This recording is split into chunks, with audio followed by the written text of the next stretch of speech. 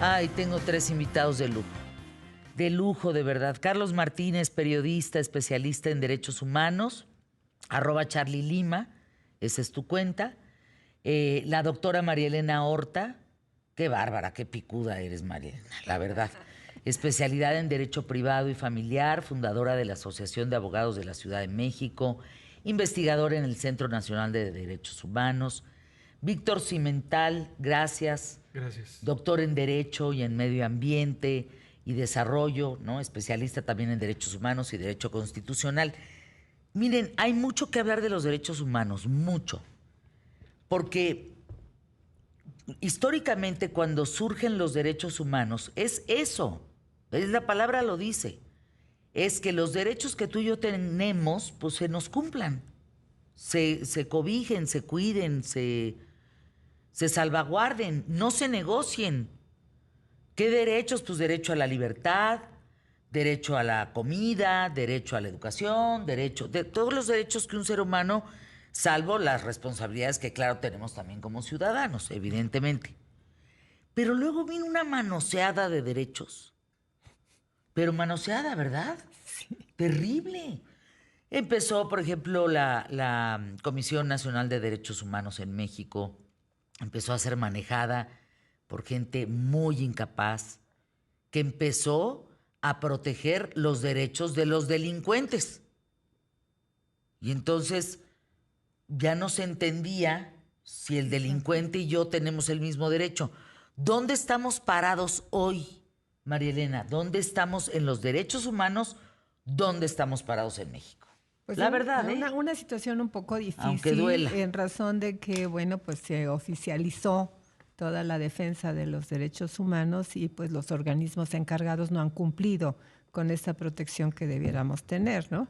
Desde el inicio, digamos, la definición de lo que son los derechos humanos, pues la Corte y la Comisión dicen que son los derechos de los seres humanos y pues a nosotros desde la primaria nos enseñaron que no podemos incluir la definición, dentro de la definición lo definido. Entonces, no podemos decir que los derechos humanos son los derechos de las personas. O sea, realmente no, pues es un pleonasmo, son, es subir arriba. Claro, son prerrogativas abajo, ¿no? que tenemos para tener una vida digna. Y esto de la vida digna, pues es el conflicto, ¿no? O sea, yo tengo derecho a comer todos los días. ¿Y qué pasa si no tengo que comer? ¿Quién me va a ayudar? ¿Quién me va a proteger? Pues esa es la responsabilidad del Estado, justamente, ¿no? Para eso estamos organizados, para que nos apoyemos y todos somos iguales, por supuesto. A partir de la reforma al artículo 1 constitucional en el 2011, pues se ponen de moda, se pone en la palestra todo lo que son derechos humanos, pero en la práctica, en la realidad, ¿hay algún creo que nos país, falta mucho. María Elena, para pasar con Víctor y con Carlos, ¿hay algún país, doctora Horta, que crees que funcione en el tema de derechos? Porque pues, se me hace, ¿cómo explicarlo? Se me hace una utopía. Sí, pero yo creo que sí hay lugares en donde hay un respeto muchísimo mayor a la vida y a la dignidad del ser humano que en México, ¿no? Sí. Cuando hacen los estándares de felicidad de los seres humanos que ponen a los países nórdicos, doctora, por ejemplo. Sí, pero México no sale mal parado. Yo digo, ¿de qué nos reímos? Sí, es cierto. No, México no sale. En términos de felicidad salimos bien. Lo que pasa es que, bueno, cada quien y su entorno, ¿no? Por supuesto. Claro. Entonces, los mexicanos como buenos latinos, pues de todo hacemos fiesta. Esa es la verdad, ¿no? Carlos, en esto que nos da risa, que la verdad es bien serio, quiero presentarles un video. ¿Lo tienes listo, Toño? Mira, esto está sucediendo en las calles de México. Quiero que lo vean. A lo mejor ya lo vieron el público más inteligente de la radio y la televisión en México. El contexto era más rápido. A los drogados, a los drogadictos que están tirados en la calle, llegan unas personas que no sabemos quiénes son y en el nombre de Dios se los llevan. Se los llevan. No sabemos si se los llevan para anexarlos al narco y vender drogas. No sabemos si se los llevan como en los años 70 y los matan porque no pagan la droga. No sabemos a dónde se los llevan. Vean esto. Esa capacidad que tienes para sufrir es increíble, relájate. Corazón, buenas noches. Me presento, carnal. Mi nombre es Jesús Ignacio. Soy director de una clínica de rehabilitación.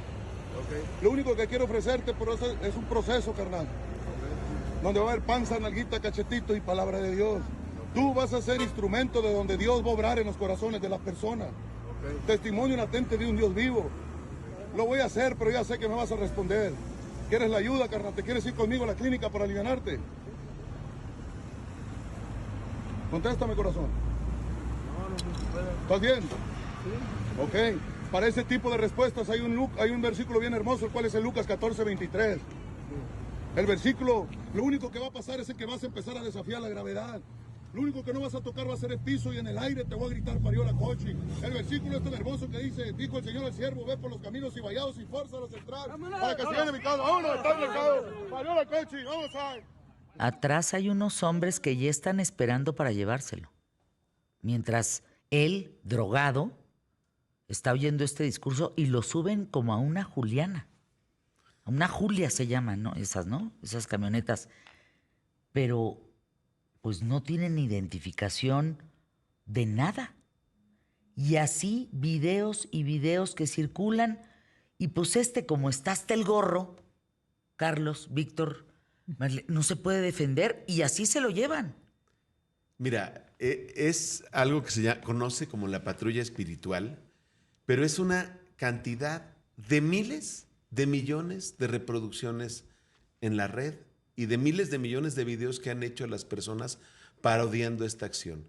El que habla principalmente es Jesús Ignacio, conocido como el Chiquilín, que se dedica en esta actividad, supuestamente está recuperando personas en situación de calle con problemas de adicciones para justamente anexarlos en clínicas de salud que no tenemos, se le ha cuestionado públicamente si estas clínicas de salud cuentan con permisos, cuentan con licencias.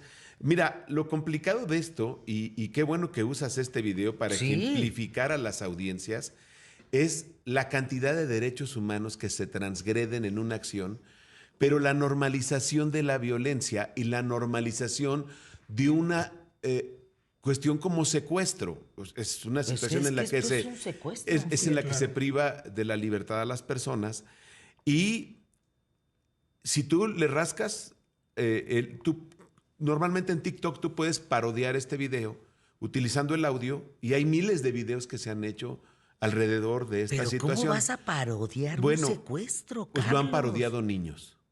Entonces, ¿qué? Hay videos de niños parodiando esta situación de cómo se llevan 5 o 6 niños jugando, llevándose a otro niño que simula esto. Entonces, imagínate el nivel de descomposición en donde él usa como bien dijiste, una Julia, pues le llama la patrulla espiritual. ¿Y siempre es el Chiquilín?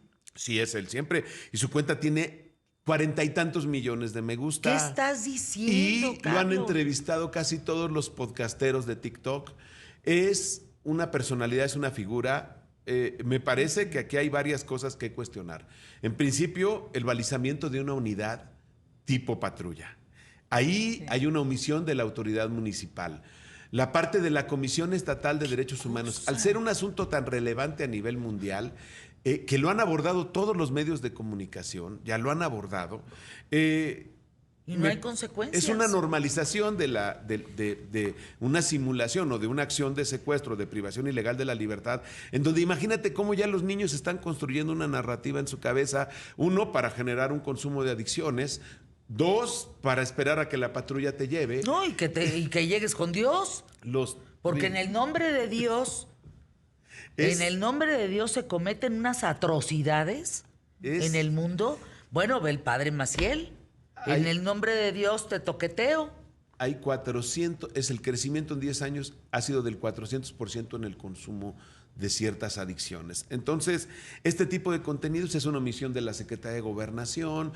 La Comisión Nacional por Atracción tendría que atraer el caso y decir, oigan, este tipo de contenidos, nosotros de las mesas que hemos tenido de derechos humanos, yo he subido participaciones segmentadas a TikTok y automáticamente TikTok no la censura porque estamos hablando de derechos humanos.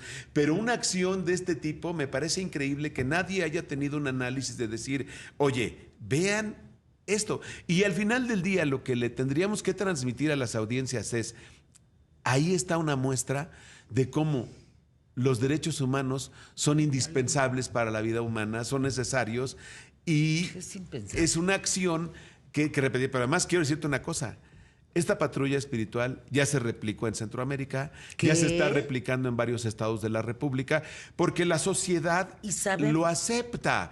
¿Y no sabemos qué hacen con la gente?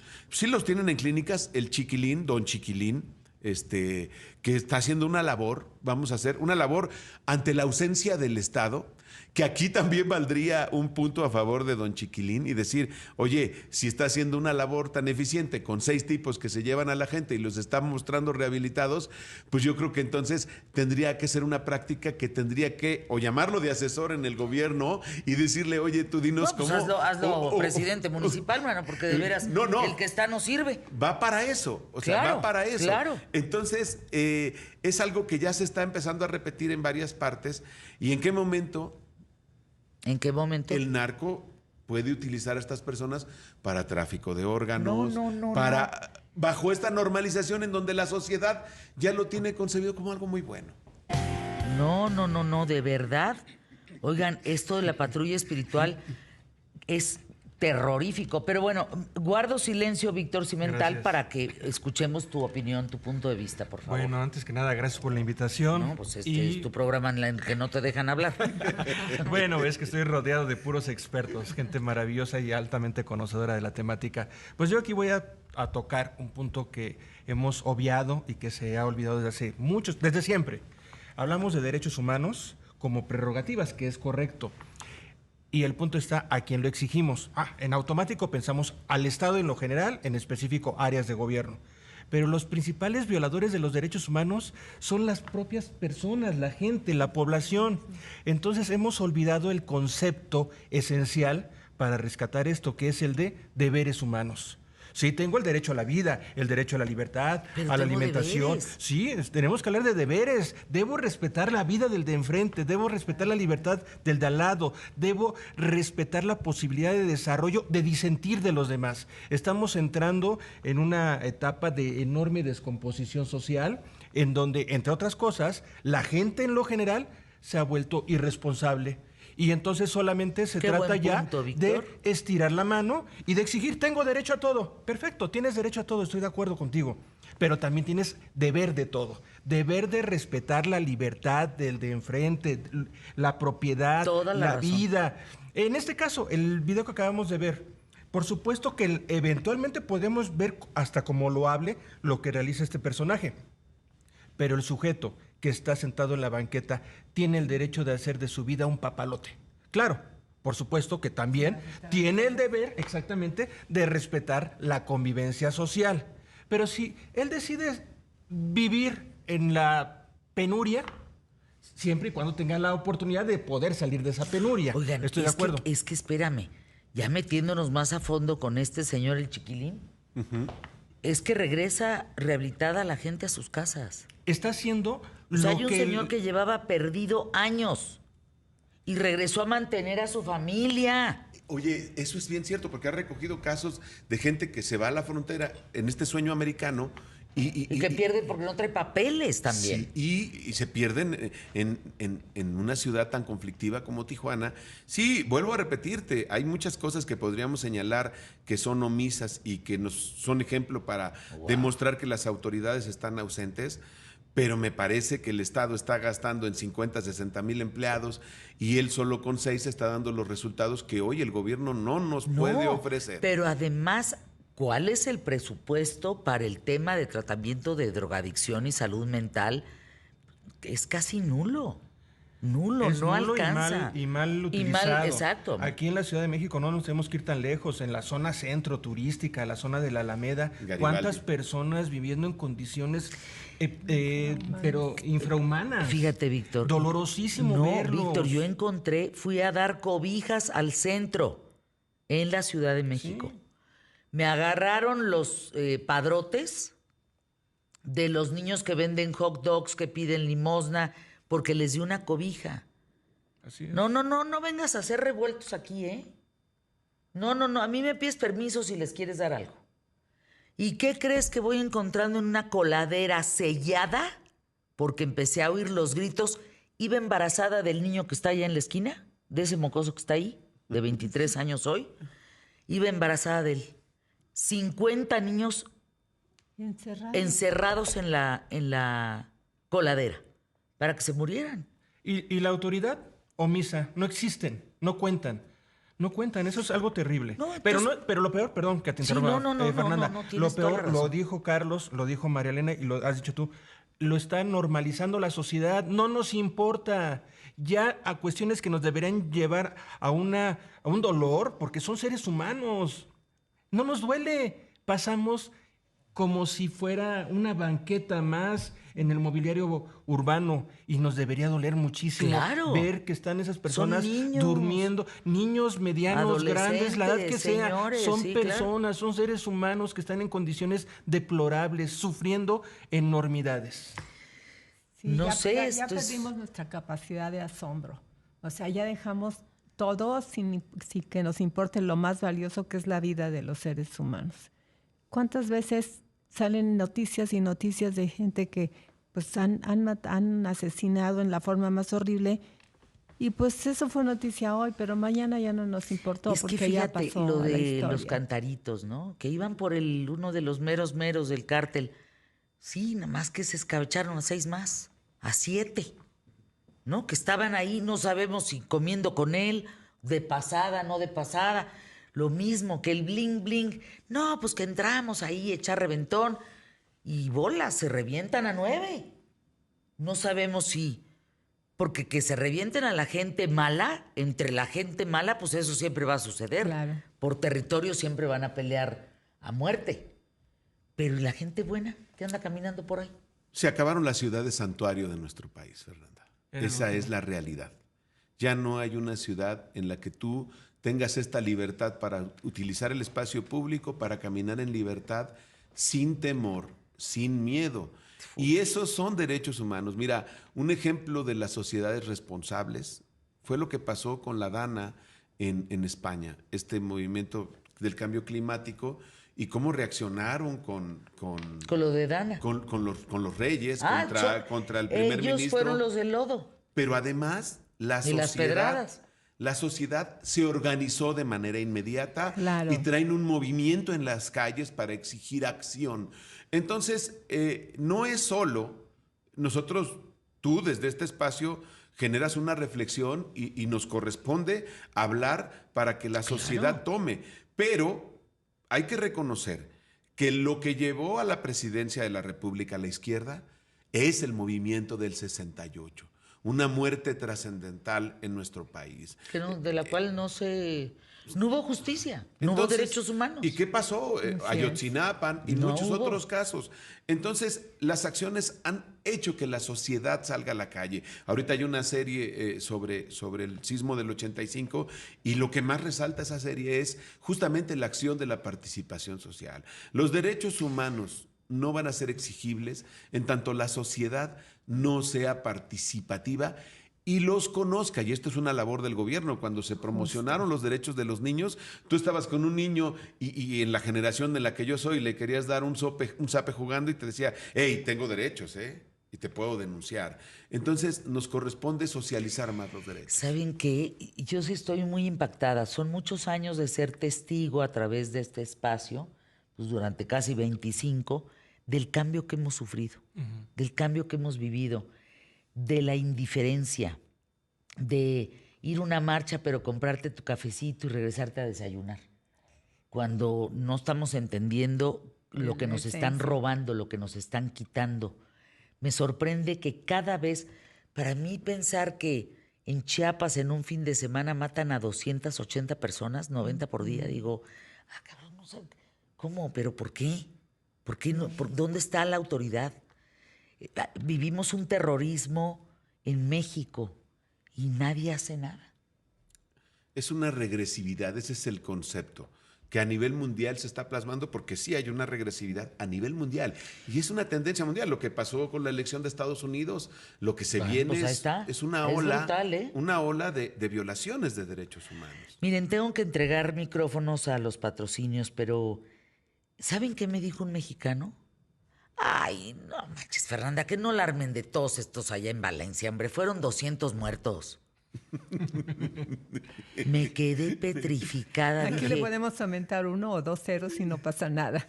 Sí, regresen, porque yo creo que el tema de derechos humanos nos tiene que llevar a una indignación muy importante en México. ¿Y qué creen? No nos estamos indignando. se está eligiendo a la persona peor calificada por el mecanismo que creó el Senado de la República. Fíjate, si querían dejar a esa persona, no hubieran seguido esos lineamientos. Es la peor calificada y está en la terna. Híjole, el chiquilín. No, el caso del chiquilín. No, hay que hablar de ese caso. Claro. Anuncios QTF, gracias por estar aquí.